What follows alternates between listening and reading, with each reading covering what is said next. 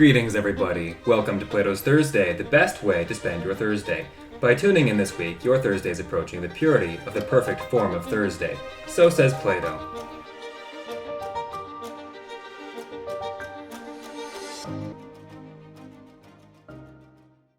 I'm your host, Josh, and joining me is my co-host, Joseph. Today, we are going to talk about two different topics. First, we'll contemplate morality. Is there an objective moral standard, or is it all a matter of opinion? And after that, are those who do not want power the best fit to wield it? Are we doomed to always be run by power-hungry people who don't actually deserve such responsibility? Starting off, Joseph, what is your take on the idea of objective moral values?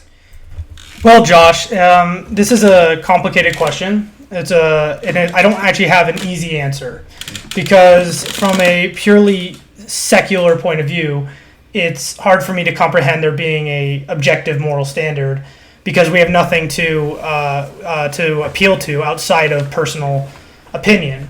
And so there are things that just seem like clear as day. Like you could point out an easy example like murder or rape where everyone essentially agrees that it's wrong, but it would actually be a fallacy to say just because there's a vast agreement on that therefore it's right because and I know it's a cliche, but if Hitler had won World War II, and let's say over the course of a century or more with conditioning and blah, blah, blah, he's with him being the dominant cultural force, it became kind of unanimously agreed that what he did was good. Yeah, and that Jews were bad. Then if you made that same appeal, now that's objectively right.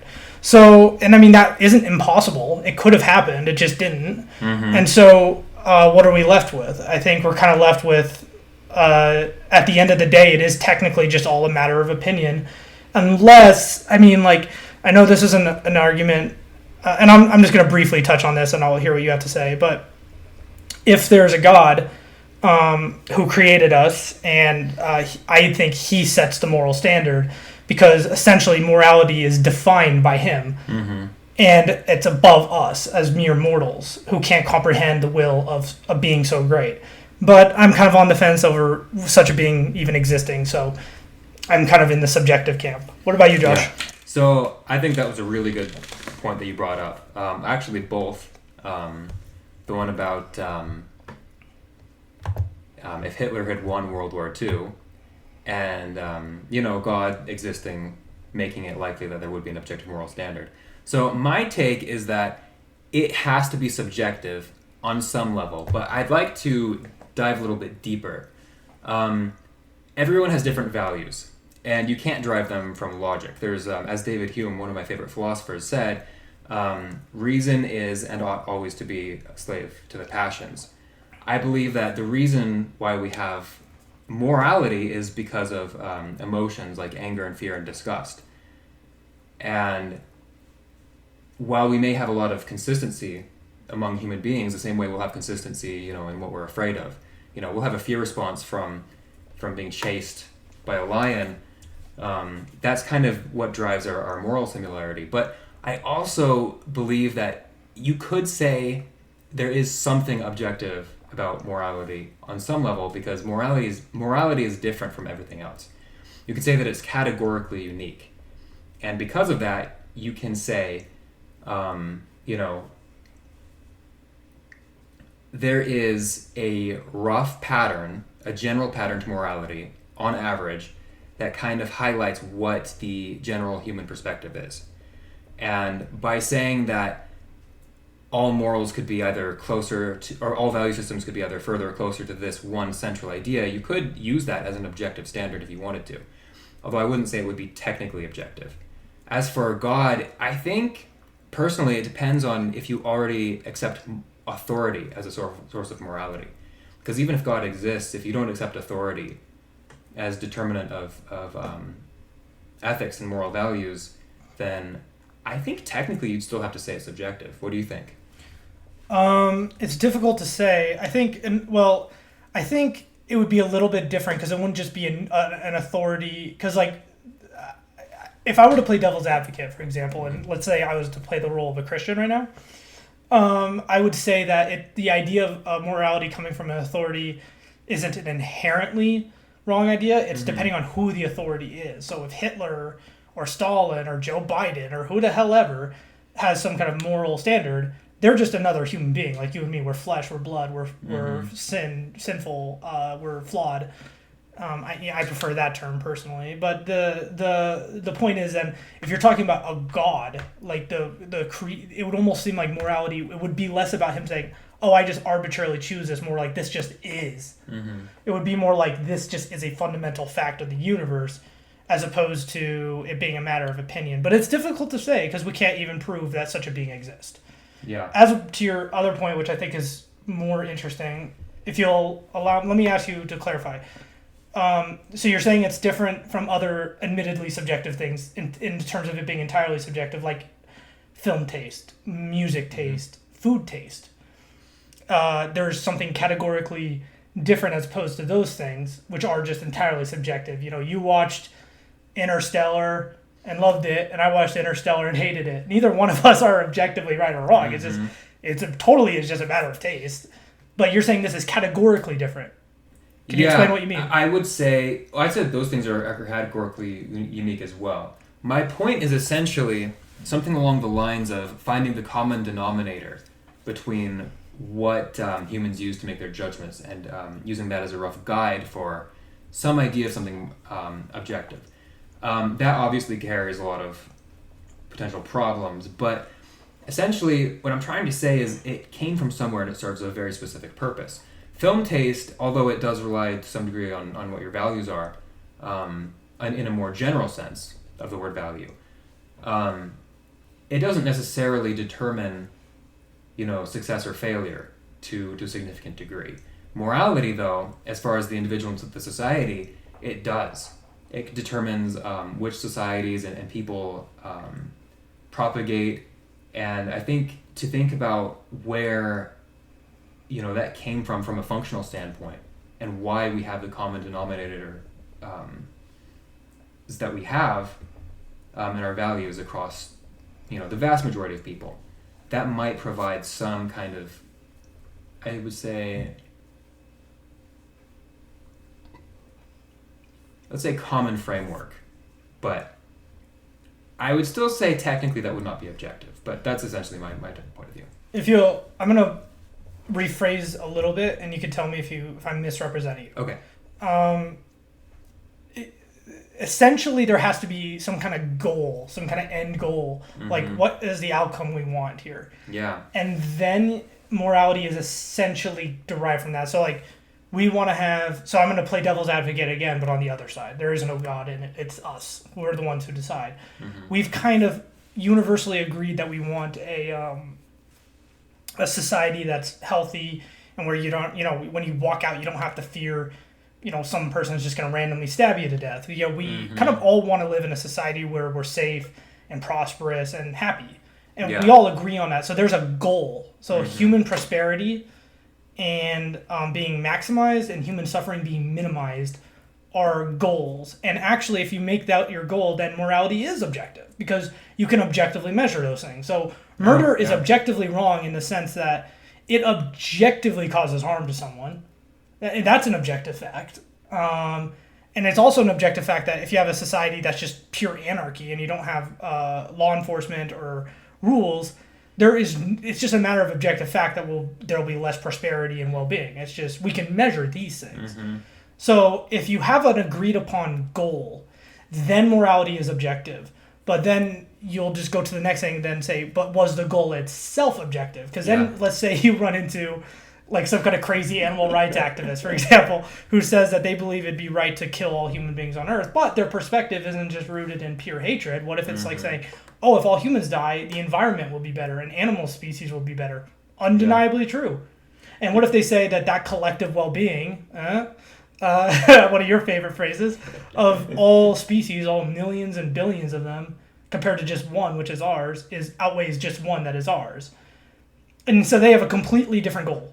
Yeah. Now how do we decide what's objective? So it really depends on if we have a shared goal or not, in my opinion. It's true. Mine kind of comes from the idea that through the processes of evolution, nature created this concept that we refer to as morality. And through that, it's got an objective role in our species. Even though you're right, whether it's objective within the context of our species, depends on if we have a common goal. And there are plenty of people who will have completely out of the ordinary perspectives, and they kind of, even if they're the minority, they do prove that we're not unanimous in basically anything as human beings, which is pretty wild if you think about it, just how variable we really are. Mm-hmm. My take is... Especially nowadays. I feel like it's more nowadays than in the past. There's more, I think, uniformity in the past than now. I'd say so, too. We've kind of had an explosion in recent years, and it might be because of the internet, honestly, in the quantity of ideas that are circulating. Like let's just pick. There's so many topics we could use as examples, but let's talk. You know which one I find interesting is abortion, because you and I we're not extreme on either side per se. I mean, like, you know what I mean by that, right? Like the 100% on either side. I'd say we're both roughly in the middle. Roughly in the middle, exactly. So, but it is a morally nuanced topic, which is why I find this might be a good example. Because it's a really good topic, actually. There's really a lot to go into here. Because if let's say we both have, let's just say, for the sake of argument, if we were role playing as like, you pro-choice and me pro-life, I'm not, but we'll just say I am for the sake of argument. And we have a shared goal. We actually have a shared goal. Let's say we've agreed. You and I are like, hey, let's base our society around the goal of human prosperity being maximized and human suffering being minimized. And we both have agreed. And now we're on this topic, and we still come to different conclusions. Well, we could mathematically compare things. At that point, once we have a shared basic framework, right, underlying value systems, then we can start to use science to figure things out. Correct. But then, like, how would you, like, in this situation, you would have to measure out two things, which would be hard, which is one, a woman having autonomy over her own body. Because, you know, it's a serious thing. You know, you're pregnant for 9 months. It takes a toll on you. It's painful. I don't think it's right to force them to do that if they don't want to. No. I don't think so either. Sorry, just really quickly. But then if you measure that against the lives lost, because they are lives lost, and I'm really sick of this. Is what I hate about the modern pro-choice movement is they just act like it's like, oh, it's not a human life. It's like, what is it then? Of course it's a human life. Let's not bullshit here. It is the end of a human life, and it's a very sad thing. It doesn't mean you don't have a right to choose to make the choice, but let's not be dishonest. And if abortion was made illegal, it wouldn't stop every abortion, but it would stop. A lot of people would be born that would not otherwise be born, and they would be grateful for their lives. They might not have the easiest lives, but if you were to ask someone who, like, in a hypothetical situation was like, oh, you almost were aborted, are you happy you're alive? They'd say, yeah, I'm grateful for my life. So it's almost like, how do you measure against those two things? The millions of people that would be alive if it was illegal, or the women who were forced to go through this process when they didn't want to. It's difficult. Well, so that opens up a lot of different pathways we could go down. And a lot of people in these kinds of discussions go down very fixed paths. I want to ask several things. One, is it universally better for more lives to exist than not? Two, you got to ask, to what degree does that life, the life of the fetus, how do I phrase this? To what degree is it conscious, and to what degree do we assign personhood to it? So how much, this sounds like a terrible thing to ask in a way, but how much of a loss is it, really? Because you have to think about that if you're comparing it to, the suffering of the woman who does not want to have a baby. And it's interesting, too, from a utilitarian perspective. You could say there's a net positive in every life existing, that there's more pleasure than pain, if you're going from a hedonistic utilitarian perspective, for example. And then you also, from the perspective of duty, could say, well, and the people's right to control what is theirs, in this case the woman's body, does that outweigh any possible utilitarian benefit to the child still being born? And that's an interesting discussion too, because it seems like humans fundamentally have two different major mechanisms for determining if something is right or wrong. One is duty, referred to as deontology, and the other is, net well-being, roughly speaking, which is utilitarianism, as you described. So just because I'm not 100% familiar with these terms, Which one is more? So could you wait? What were the two terms again? So utilitarianism. What was the other one? The other one is deontology, and that's So- the one that's concerned more with duty and rights. So duty and rights would be the pro-life, or would that be the pro-choice? So that's what I'm I'd not say, following. it's interesting. It really depends on where you assign the rights. If you say you do not have the right to abort the baby, but if you say, then you'd be on the pro-life side. And generally speaking, people who are higher in deontology would be on the pro-life side. But you could also make an argument and say, hey, you don't have the right to tell the woman what not to do with her own body. And that would still be kind of rights-based. Okay, if I were to put you on the spot, though, and just say, so utilitarianism, and I'm sorry, what was the other one? I apologize. Deontology. Which one, if you were just to pick one right now, so which one would be which? So pro-life would be utilitarianism, and pro-choice would be... I would say on average, yeah, people who focus more on utilitarianism are on the pro-choice side. At least that's what it feels like to me in discussions that I've had. And typically people who are more conservative are more focused with deontology, which may be why. It may not even be about the specific issue necessarily, but just, the general political alignment. I think these are not easy questions, but... They're not. If we were to, so if we were to take this back to our question initially about morality, it's really hard. It's really difficult because you're right. If you and I are both kind of in agreement, more or less, that at the end of the day, morality is subjective at the end of the day. Mm-hmm. But if we have a shared goal or a shared whatever, I'm going to use that phrase. I think that's a good one. Shared goal, then it can be measured scientifically and objectively. Yeah. But then for the most part, yeah. I'm sorry? For the most part, yeah. Yeah. So, because we have a shared goal. Mm-hmm. So, but then, the reason I brought this topic up was then it shows that even within that shared goal, there's nuance. Because I don't think there's an easy answer. Yeah, I believe in sensible pro-choice laws. I think, first trimester is a pretty good one. But, I think what the activists ask now, which is just anytime, anywhere, no matter what, even if it's 9 months in, which those happen. It's just true. The pro-life activists have uncovered a lot of very disturbing things. And I'm saying this as someone who isn't even pro-life, and I've even looked into it, and it's disturbing. I've seen full-on babies that could have survived outside the womb aborted. They've uncovered them. That's very concerning. I don't think most people would be okay with that. No. I identify as pro-choice. Yeah. But I think that's horrific. Of course. Most people are not evil people at the end of the day, no matter if you're left or right. Most people are not evil people. But the point I'm trying to make is that I do believe in some sensible pro-choice laws, but sensible being the key word. But I want to address your first point you brought, which is how much do they matter? How much personhood? I think that they matter tremendously. Mm-hmm. At the end of the day, I think, first of all, from a purely practical perspective, I just don't want to resort. It's too extreme to be pro-life because then, I know the exceptions are just exceptions, and I don't like it when pro-choice activists use exceptions to prove the majority because it's a logical fallacy. But it's not wrong to bring them up, which is rape and incest, and also if a 14-year-old gets raped, it happens. It's awful. Yeah. It's a vast minority, but it still matters. Mm-hmm. And that's why it's too extreme, because you have to have those exceptions.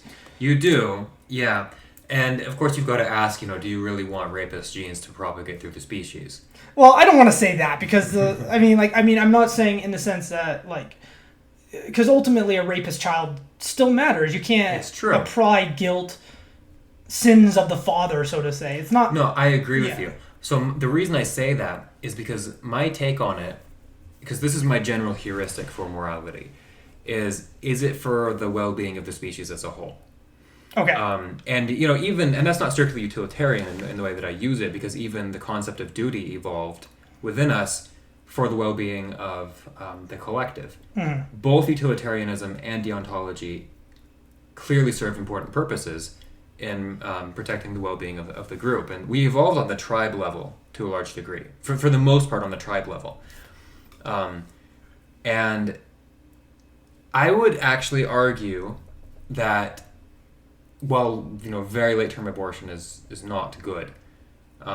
Because at that point, there's a significant amount of suffering and some reasonable degree of personhood. Early on, it's probably for the best to just say yes, it is acceptable, and the reason is because if a woman does not feel that they can take care, but still of a child, loss. Sorry, I just no, I agree with you. It is a loss. It is Okay. sad. Way more important to focus on contraceptives than abortion, obviously. Okay, yes, agreed. And that's something I think a lot of pro-choice people would say too, is that contraception is the main thing to focus on. Of course. But when it When happens, push comes to shove, yeah. yeah, I would say that if someone's not able to take care of the child, and adoption centers are currently overflowing with children, I don't have the perspective that more people is by default better. I have the perspective that we have so many problems in the world, and I feel as though it'd be easier to fix it if we had everyone set up as well as possible, and that we're kind of spread thin as a species right now. So that's kind of where my perspective comes from. But I would totally agree with you that it is a loss. I think a couple things. And what bothers me, if I can say real quick, there's a lot of people. So I identify as pro-choice, but there's a lot of people that I've seen, and obviously these are more people on the fringe. They're not the norm, but they act as if it's the way they speak about it is as if it's a good thing, like it's liberating. It's this progress totally. in society. It's like no. The modern pro-choice movement is totally about that. Shout your abortion, and Yes. at those congressional hearings, they say it's an act of love. It's disgusting. Ooh. This is why I hate. I haven't heard that one. Yeah, that's a common one. It's not the majority, so I'm not stereotyping people who. I mean, I technically identify as pro-choice, and so do you. So I'm not stereotyping all of them. I'm just saying though, absolutely, activists do that all the time. That's not surprising at all. And I think that's a lot of what disgusts people on the right is just seeing people be so I don't want to say callous, but I'll say callous about the situation. That's really just in and of itself kind of something that ticks people off and makes them not even want to associate with that group. Yeah, and it might make them go the other way because they kind of see the extremity on that side. But really quickly, I want to respond to a couple of things you said because I think they're really important. The point you made about us evolving to kind of be concerned over the collective, I agree completely that would be a pro-choice position. If you were to approach it from a more religious position, like hypothetically, where we're not just evolved animals, but we have souls and have unique human dignity, blah, blah, blah, I actually would argue that, and I actually, even though I'm not convinced of theism, I think this is a much more compelling case, is that it's not about the collective. It's about individuals. Because Matt Walsh made a good point about this. And I'm not even on Matt Walsh's side on this, but he's a pro-life activist.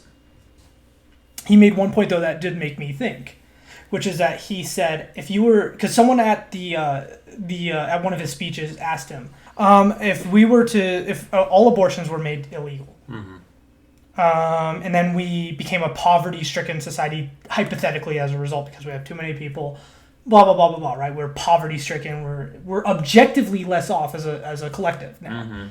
What do you think of that? And Matt, I thought, had kind of a compelling response to that, which he said, if you were to tell me right now, if I had to choose between a wealthy society that kills babies or a poor society that doesn't, I say, or if you were to tell me, I can't remember exactly what his word choice was, but if you showed me a time machine and showed that if we made abortion illegal, we'd all be in poverty, would you do it? He said, yes, let's do it now.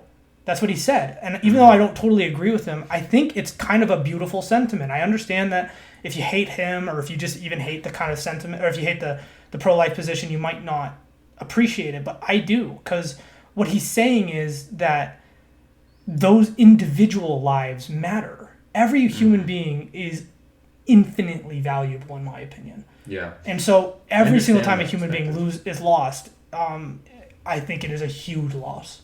Yeah. So again, this really comes down to how much personhood you assign, and this is where it gets difficult. And I understand the sentiment of saying, hey, if we're less wealthy, if there's more suffering, but we're more virtuous, that would be better. There are some cases where I'll agree with that type of reasoning, saying, hey, if we're more virtuous but less successful. For example, this is a little bit tangential, but I identify as a socialist, and I am in favor of worker cooperatives, and I would support the idea of worker cooperatives even if they made less money. I would say we should all adopt that model because it's better in terms of reducing human suffering, and it's more egalitarian. But you have to ask, how do you assess personhood? when you're asking, how depraved is it? And I say, even though I am pro-choice, it is, the concept in and of itself is a bit depraved, no matter how you approach it. It's a concept of, what's better, and if you are on the theistic side of things and you believe that humans have souls even in the womb, it's really difficult to make a claim on why you should be pro-choice. However, you can't really claim that that people, or that fetuses do have souls. It's hard to make a claim that anyone has souls, although I understand the arguments in favor of it. So that's really kind of where it becomes difficult, and I really do believe it depends partly on your metaphysical perspective. And that's kind of the hardest part of this debate, because if we could just say, it's like a sliding scale of consciousness, and with more consciousness is more personhood, right? Then you say, okay, so this is like at this stage, first trimester, 10% of a person, whatever, right? 10% murder or whatever.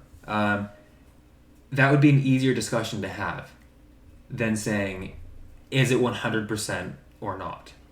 Yeah, that's a really good point, and this is why, from my perspective, it's more difficult in a way, because I think it's a person from the beginning. I think it's a fallacy to say that just because it's a fetus that it's less of a person. It just means it's a person that's in a certain stage of development. Like when I was in my mom's womb as a fetus, I was no less a person than I am now. That was me. Who else was it? It was me. I just wasn't fully developed yet, but that was what else would it be besides me? Like this can of beer right here, this phone, a dog, a walrus. No, it was me. Yeah. And so this is where it becomes difficult, because people say, "Oh, a fetus. You care about killing a fetus."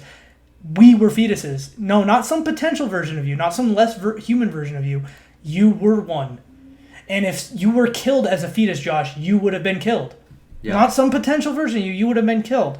Well, it's interesting. So you can ask, let's say that it is a cluster of cells, and it gets to the point of being 100 cells. Mm-hmm. And then for whatever reason, the chemical balance is wrong or whatever, it dies there, right? Or let's say it's the moment the sperm hits the egg. Okay. Or even that is prevented. That is still like potential that was lost. So I think even in that case, you do have to admit there's some kind of sliding scale somewhere. I think the most sensible, this is where I will agree with pro-life people, is when they say the only real coherent way to say where you draw the line with personhood is the moment of conception. What was conceived, it wasn't anything potential, it just was a person. A person has been conceived, and they are in the earliest stages of development.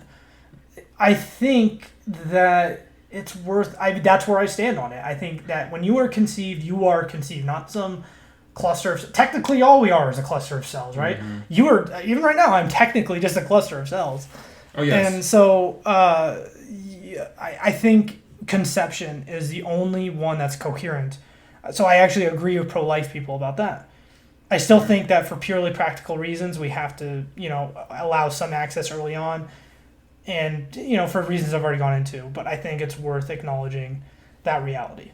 Yeah, I think there's a lot more that we could cover on this. Just briefly, my perspective. You want to give final thoughts? Yeah. Okay, cool. So let's tie it in with like the whole concept. Yeah, so I think it's difficult to make a case for objective morality. I think that, as we've clearly just shown. Yes. And it's not just a matter of it being difficult to agree as human beings. You could say, we just have limited reasoning capacity. I think that it's really impossible to say that we all have to have the same starting point. But even if we have a roughly similar starting point, it is still very, very difficult to come to a consensus on things. I think it's a genuinely very complex issue, this abortion one in particular.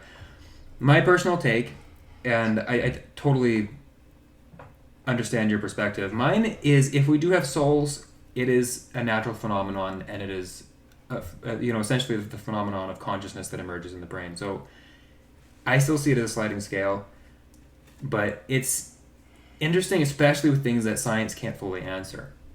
But there's still important things we have to make decisions on. So they're very meaningful and worthy discussions to have. Yeah, I think that's a good way of looking at it. I think that, yeah, morality is a matter of opinion, and it can't be objective. And I think... But we need something. Yeah, of course, absolutely. But I think just even this discussion we had, and I picked that topic for a reason. I picked it for this exact reason, because if I just pick something like murder or whatever, we disagree. And everyone would. But the whole point is that... And also, here's the thing: morality can't just be sometimes objective, sometimes subjective. That makes no sense. It's either completely subjective or it's completely objective. Saying like, oh well, murder is objectively wrong, but abortion is not objectively wrong. It's like that doesn't make any sense. It's either all or none. And so, unfortunately, without any standard that we can appeal to outside of our own perspective and our own rationality, how can it be anything but subjective? That's the way I look at it. Yeah. Yeah, that's a good way to put it. I'd like to revisit this in the future. Which sucks. It does I'm not suck. happy about this. I was going to say that too. Because the thing that we could go into here is we need something. So how do we actually fill that void without it just being a mess? Tune in next week to find out how we tune in with that void without making a mess. Exactly. All right, what's our second topic? So with that, we move on to our second topic, which is, are the people who do not want power the ones who are most fit to wield it? Now, this is an interesting topic because there are genuinely good philosophical arguments either way. For example, if you're familiar with the work of Niccolo Machiavelli. Let's just preface every future conversation that when you start the sentence with, are you familiar with the work of, the answer is no. I'm just going to say, the answer is no, Josh. Okay, so I will sum it up really quickly. He actually says that the people who are most selfish and most strategic and best at manipulating and getting their way are the ones who are most fit to guide us, because none of us have the capability to go up against our enemies like they do. It's an interesting thought. It is an interesting thought. Of course, you've got people like Plato who will say exactly the opposite, that if someone does not want power, that's exactly what makes them fit to wield it. He said something like that in the Republic. So what is your take on it? I actually think both sentiments have some truth in them. Mm-hmm. So it's not totally necessarily a black and white thing. I'll lean more towards Plato in a certain sense. But, there's nuance here. Because on the one hand, I guess you're kind of right, because you need to have someone who has the willingness and strength to defend us at whatever means necessary to protect us from rival countries or whatever. But on the other hand, these people are always in it for themselves, and they're in it for their own personal power. I mean, they all are. I mean, there are so few exceptions to this, that if somebody... It's not just like, okay, so here's what I think. I think Plato's sentiment is correct with a caveat. That it's not as though the very fact that someone doesn't want power means they'd be good with it. Of course not. The vast majority of people just wouldn't be good with power.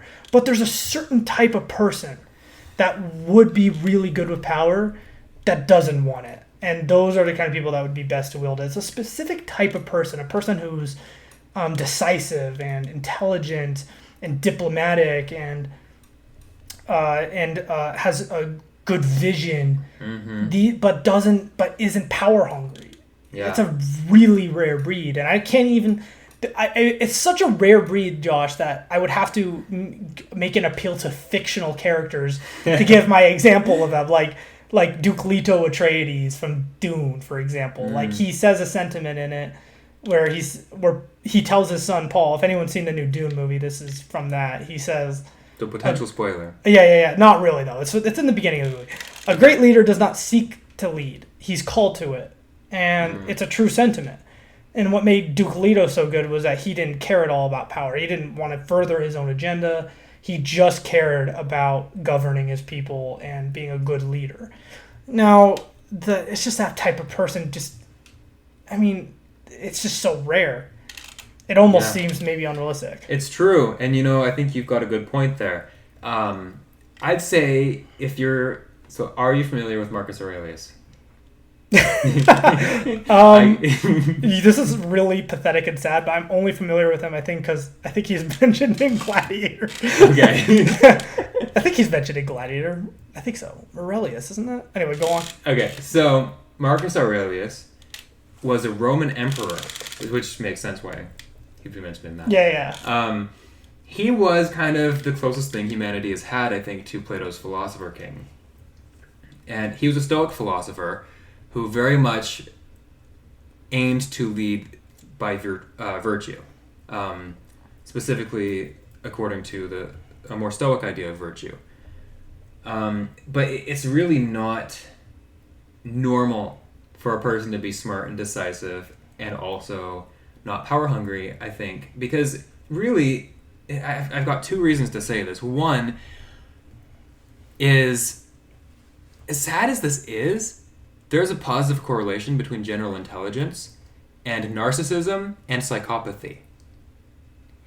On average, psychopathic and narcissistic people are smarter, which is crazy. Yes, agreed. And it's very sad that that's the case. Sociopaths as well. Yeah. And I also believe that those types of people who are more ambitious and all of that, they tend to be more goal-oriented. And you really do have to be very goal-oriented to rise to the top and to do a good job in those kinds of roles in society. And these kind of people are typically morally questionable. Yeah. Oh, very, very frequently. It's mind-blowing. And they typically are selfish, the people who rise to the top. Our society rewards selfishness. There's a great model on human personality referred to as the Big Five model. And it was kind of created through statistics. So a lot of different data was put together and computers were kind of asked to separate out what different traits were kind of hidden in the data. And one of the things that it pulled out, the algorithm, it was this thing called trait agreeableness, which essentially comes down to, your empathy and your willingness to cooperate with other people. People who are lower in agreeableness statistically do better in business. Most CEOs are below average in agreeableness. And you got to ask, is this a flaw? Is this a bug in our society? Or does it actually make reasonable sense? I think it's just a fact of reality is what I'll say. Because we can talk all day and night about hypothetically the kind of person that'd be best, but at the end of the day, reality is what it is, and we don't have to like it, which is what you just said is 100% true about narcissism, sociopathy, typically being more intelligent and more ambitious. And as someone who's become a recent connoisseur of history, so to say, I mean, not amazing, but depending on the period, I've studied Hernan Cortez, for example, as we talked about. A man of incredible leadership skills, incredible ambition, and with the willingness to do things that other people would not do. And he's now one of the most influential human beings that's ever existed on planet Earth. But, I mean, yeah, he was brutal, and it is just the reality of the situation that the kind of people that typically that are going to lead and be ambitious and do the things that are necessary no matter what. These are not going to be the kind of people that are really humble and say, "Oh, I don't want power." Yeah, it's just the fact of the matter. Yeah, I agree with you, and it's interesting to think about those kinds of things. There are countless people in human history. You can think of Genghis Khan and all of these people who had an enormous amount of influence. And a couple of things I want to talk about. One, they unified a lot of different groups of people. And you kind of have to ask, is it possible that there was a net benefit to that? We don't have any way of knowing, obviously. We can only hypothesize. Another thing I want to ask, or I want to kind of give an opinion on, is I think really what differentiates when it's good and bad for a person who's selfish or selfless to have power depends on if you have strong external foes. If you have strong external enemies, I think you actually do want to go with Machiavelli's recommendation. And if you don't, then you want to go with Plato's. You want someone who's not going to turn on his own people and throw his own people under the bus when it serves him. But you also want someone that is capable of really going after the people who are a threat to, the citizens of the nation. Yes, and this is why, like, if we were to, if I was deciding who I want to be our next president in this country, I would want someone, for example, who would ruthlessly protect our border. Ruthlessly. Because I think this is an actual, it's essentially a form of invasion. It just is. I mean, we've got millions of people coming into our country. Millions. We don't even know who they are. We need someone will freaking have an iron fist. And even if this person I find out, like, might be morally questionable in other ways, like maybe they're sociopathic or whatever, I almost think I'd say it's worth it. That's just one example, obviously, but the point I'm trying to make is you would need someone who has an iron fist that is not going to be afraid. That's going to be like, oh, but I have a big heart. No, we don't need that. It's a sad thing, but I'd rather have a leader who is willing to get his hands dirty if it means protecting our country and protecting our borders than having a soft-hearted person who's just like, oh, I don't want power. I just want love. That's the way I look at it. So essentially, it's a question for you of what is the biggest threat at the moment. Yeah, exactly. Which is understandable, and I would agree with that, although I don't agree on the border issue specifically. But regarding, just identifying what that particular person brings to the table, considering your current issues, yeah, that's fair. I'll think of a better example. So we got Russia, China, North Korea. They're kind of like the big three enemies. Mm-hmm. I mean, we have other enemies as well, but those are kind of like the big three powers that are essentially aligned together and pose a threat to us. Because if they join forces, that would actually be quite a formidable foe. China, Russia, and North Korea.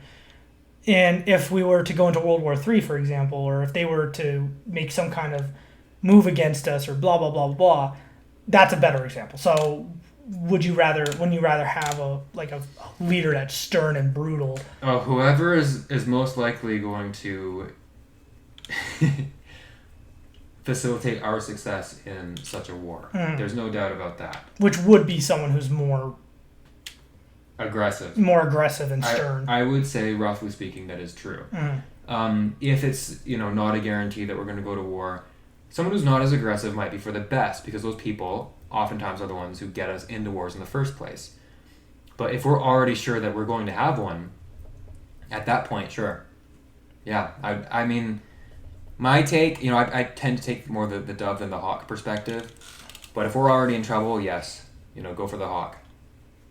Or if you can realistically see that it could happen. If it's likely.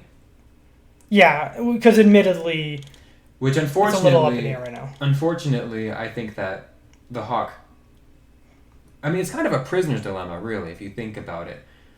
Once a conflict like that is likely, both people have to be, or both sets of nations have to be aggressive. Correct.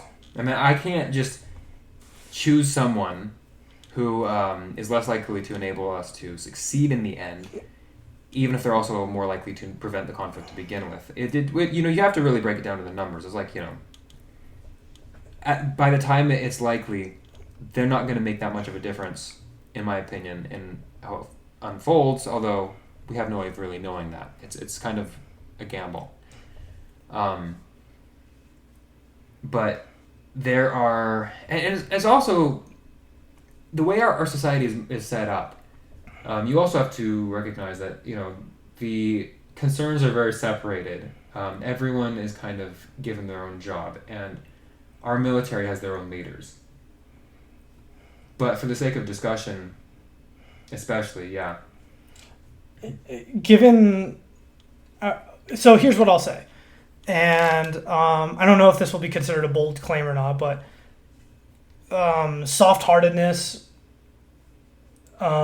inclusion, acceptance, these are very overrated terms in my opinion. I think these are overrated concepts. Because I used to be like that, like, oh, let's be inclusive and accepting. And through these last 5 years or so, I've understood, oh shit, no. I am now in the exact opposite camp, and I'm for having someone who will be harsh and realize, no, I don't give a shit, like who will really tackle crime seriously, for example. And I mean like someone who will put drug dealers to death. I believe in bringing the death penalty back. And I mean like bringing it back with an iron fist and going really after crime. I want a leader who will make it so no one will even want to deal drugs. No one will even want to mug someone or carjack someone. Like, I am talking about like someone who will fucking put these people either to death or give serious prison sentences, because we have an epidemic in this country right now of criminals just being. There was a story I just read about an Antifa member in New York. Did you hear about this? The guy who got stabbed to death. This Antifa member. I mean, that part isn't necessarily important. I'm not trying to say I'm glad the guy's dead or anything like that. Don't misunderstand me. But the point is the person who murdered him had a huge rap sheet, was a crazy person, and was well known. And he was on the street. How the fuck do we have a serious society if someone who has a rap sheet a mile wide is known to be dangerous and they're just let back on the street? And one more example is that there was a guy in Chicago. I might be getting my counties wrong here. Maybe I won't even try to name the counties. But a guy got arrested in a county.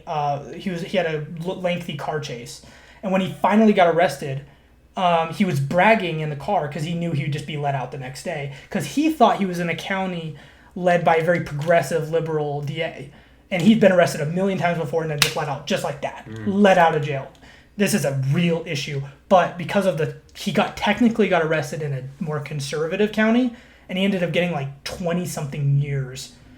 And he was bragging because he knew, as a violent criminal who did nothing productive for his fucking society, did nothing but make his society worse, was allowed to just get back on the street just like that, no matter how big his rap sheet was. I want a leader who is fucking brutal, and I don't even care if they're a sociopath. Someone who will say, if you do this even one time, you carjack someone, you assault someone, you rape someone, you're going to prison for the rest of your rotten life. I'm going to lock you up like the animal that you are, and I will kill you if you deal drugs. You will be put to death like that, like a dog. I am for that. So my take, the soft-heartedness is only productive in situations where you're dealing with good people. I think it's safe to say that when you're dealing with bad people, you should not be soft-hearted. This is itself is an interesting topic. You know, you can ask, could people change? Are people fundamentally good? Some people are genuinely just terrible. Of course. Should not be in society. I have the take that I'm not in favor of the death penalty overall. I think it's okay for there to be some exceptions. But for the most part, I'm not in favor of it because from what I've seen, it doesn't actually decrease crime. The death penalty in and of itself does not seem to be a positive. I am in favor of separating these people from society, though. Forever? Oh, absolutely forever. Okay. My take is to some degree people are fundamentally corrupted in some cases. Not all of them. Most people are capable of both. But there are people who have gone down certain paths and they have no interest in being better. A more extreme case would be the people who are neurologically impaired from being able to understand or care about conventional morality, like, for example, psychopaths. Mm-hmm. There are people who have gone down a path, and whether they were born that way or not, the odds are that they will never change, and they should be separated for forever. We should separate more and more people from society. The leader that I really want isn't necessarily the one who's going to be brutal. It's just the one that's going to protect the good people. And at the end of the day, I think that's really what a leader should do. Is just to protect the people who are good in the society and allow them to thrive and to flourish. However that's done, whether it's just separating people or not, or sending a message or even just out of the idea that they deserve it, punishing them. I tend to be mostly non-punishment oriented in my approaches to things, although I'm very much in favor of setting things up so that bad people cannot ever have any influence over anyone else. The person who craves power, if they really see the value and the necessity in the people in their society thriving, they will protect their own. But the person who does not crave power will probably do the same thing. I think that at the end of the day, if they're a really truly good person, and you know, how much they crave power isn't even necessarily the biggest factor. I think it's just, are they going to protect their own? Yeah, I think that's a good point. Absolutely, Americans first, as far as I'm concerned. I want to respond to two things you said, really very briefly, which is, first of all, I'm much more of a punishment guy. I think that people who harm others, I care more about the punishment, not about rehabilitating. I think most of the time that's impossible anyway. It's very frequently impossible. Yeah, I'm for justice. So you did this, you deserve this, and I'm for punishment. But the thing about the death penalty is that I agree with you in the way it is now, because the way it's set up now is garbage. You're on death row for 20 years, something. What the fuck? Yeah, that's insane. And then it costs more money than just keeping them in prison because then of all the appeals and blah blah blah. It's all the way it's set up. I agree with you, which is why the leader I want would set it up differently, which is, you're found guilty, you're going to get killed that day. You're going to get killed that moment. Like, you get found guilty, you're going to be taken out of the courthouse and hanged or shot. Or some other method that's, you know, quick and painless. I'm not for torture or anything. If you are going to do that, it should be quick. Yes. Like, right, I mean, I'm talking like you get out of the courthouse and you go and you get marched out in public and shot and killed in public. I'm for that too. And let me tell you right now, if that became the system, I would bet you any amount of money crime would rapidly decrease. If people thought that that was going to happen to them. But the reality is we live in a completely broken system where criminals with rap sheets 5 miles long can get out of prison the next fucking day and keep making society a miserable place for everyone else. And they keep getting let out and let out and let out and let out and let out and let out. It is a completely broken system. And I'd rather, even if it is really harsh, if we had a system where the second you did something like that, you get put down like the animal you are, I say do it. And I guarantee you, Josh, if that happens, crime will decrease. Well, it's an interesting discussion. There's a lot of, I think it really depends on how you do it. There's examples in history of that working and of it not working. But it would be nice to be able to dive deeper into this specifically in the way things are in the U.S., I think. So what are your final thoughts regarding the topic that we started with? Do you think someone who craves power is more or less fit to have it? I'd say less fit. Someone who craves power is less fit? If we're talking about purely conceptually, yes. You know... Maybe not realistically, but conceptually, yes. But someone who craves power is more than likely going to be the kind of person that would do the things I just said. I'm not going to be blind to that either. Those are my final thoughts. I think the person who craves power is not always the person who is selfish, although usually is. I would say, as a rule of thumb, actually, if someone wants power, it's kind of... I have to, unfortunately, take kind of a mixed perspective here. If someone craves it, they're probably selfish. If they want it, that's not necessarily the case, and they're probably best suited for it just because of the fact that that's where their minds are oriented. The person who does not want it in any way probably does not even think about things on a day-to-day basis related to what needs to be decided for a group. So I'd say the kind of person who craves it should not have it. Person who just generally wants it, that is the best person to go with. Yeah, it's hard to argue against that. I mean, to some degree, especially if we're being more realistic about it. Yeah, I get it. Okay. All right. It's a fun discussion. So what are your final thoughts regarding everything up to this point? Well, I think, just to briefly summarize, morality is technically subjective, but we have to essentially act like it's not, just in order for things to function, to avoid anarchy. That's really that's really the concept I'm going with. Unless there's such thing as God, in which case we won't know until we die. Who knows? Maybe we die and God's like, hey, you got this right and this wrong, and I'm like, fuck, okay. Well, that is the situation. I don't know. Sadly, I think you and I are both going to hell if that's the case. Which is kind of a shame, but at least we'll do this podcast in hell. That's cool. That's true. Yeah. And then I think that in an ideal world, there would be people like Duke Leto Atreides from Dune who don't crave power at all, but were called to it, so they reluctantly do it and make great, great leaders. But such a person doesn't really exist. So if I have to take with what I have, I say, a person that's going to really set society straight because it's gone astray. And that's going to take someone who is not the most pleasant person to probably hang out with, honestly. I'll actually agree with that last point. Someone who's not necessarily pleasant so they can fix things.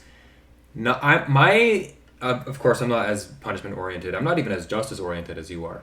Mine is more, I would say pragmatic. But we've got so many problems in society, and the only person who's going to be able to get that much done is someone who's really going to be able to go at it. So yeah, to set things straight, it's going to take someone with an iron fist in some sense. I think that regarding morality, it's very hard to argue that we all have to have the same starting point. I really want to have this discussion of what is it that would be best to have because of the fact that we need something. And I think that if we can make an argument for what's best to have psychologically for human beings in terms of some kind of moral concept, that would be a slightly different framing of the question, but it would be a completely different discussion. And I would like to try to talk about that in the future. Maybe next week, who knows? Yeah. Only if you tune in. That is true. Only if you tune in and make your Thursday another perfect Thursday.